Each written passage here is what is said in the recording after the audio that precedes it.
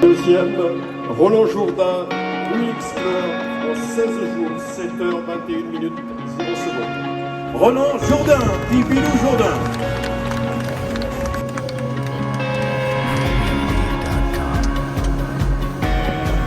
Est-ce qu'on partage, je ne s'attendais pas à ça quand même, en termes de place. Depuis le début, c'est pas ça qui était prévu. Non, carrément. Et puis je me suis pris au jeu. Et puis en fait, là, quand on a petit, mais où je me revoyais en 2006, à cramer ma journée, à être au bout du bout. En fait, ça s'oublie pas, c'est comme le vélo en fait. Non. Mais, ouais. Je me suis donné, tu vois, mais vraiment beaucoup, quoi. Mais avec plaisir, hein, avec grand plaisir. Parce que le luxe, c'est quand même, tu te donnes, mais t'es quand même dans un espace, voilà. Ouais. T'es dans le rouge, mais quand même t'es dans un rouge de luxe.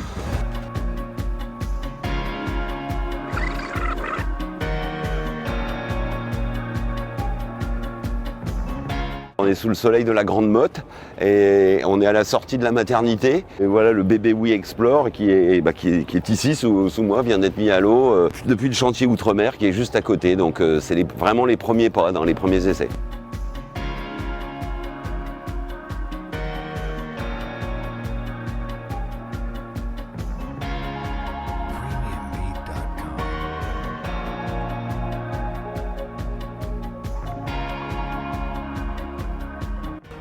Ça fait plus d'une quinzaine d'années, moi, que je me suis rendu compte d'un certain nombre de choses. En tous les cas, il y a un tas de questionnements qui me sont apparus sur l'empreinte environnementale, sur l'impact de ma passion et de mon métier sur la planète.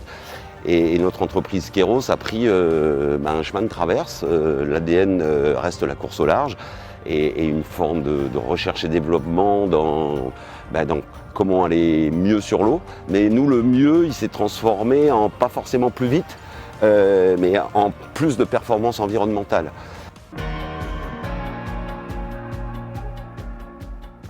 Dans la course au large, il y a une personnalité mythique, hein, Roland Jourdain, que moi j'ai suivi pendant des années avec admiration, notamment dans les Vendée Globes.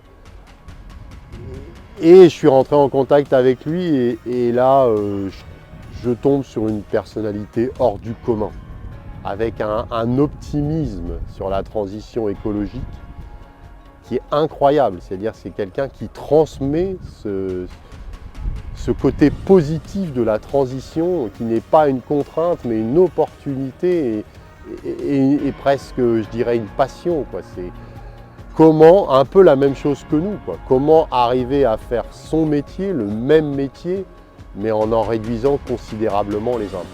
Je découvre qu'il a créé un fonds de dotation qui s'appelle Explore, et on s'est engagé directement auprès de ce fonds. Glacéo, je l'ai découvert d'abord par deux personnes, Luc et Anne Delbray, qui ont poussé la porte de nos locaux à Concarneau il y a maintenant un peu plus d'1 an, qui avaient découvert Explore, notre fonds de dotation. Et Luc, passionné de bateau, voulait parler bateau, voulait que Glacéo soit sur un bateau.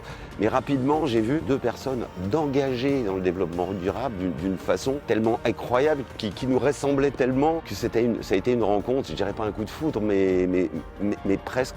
Ça fait tellement plaisir de rencontrer des gens qui travaillent à grossir la même boule de neige que vous. Et ça a commencé comme ça pour en être ici aujourd'hui.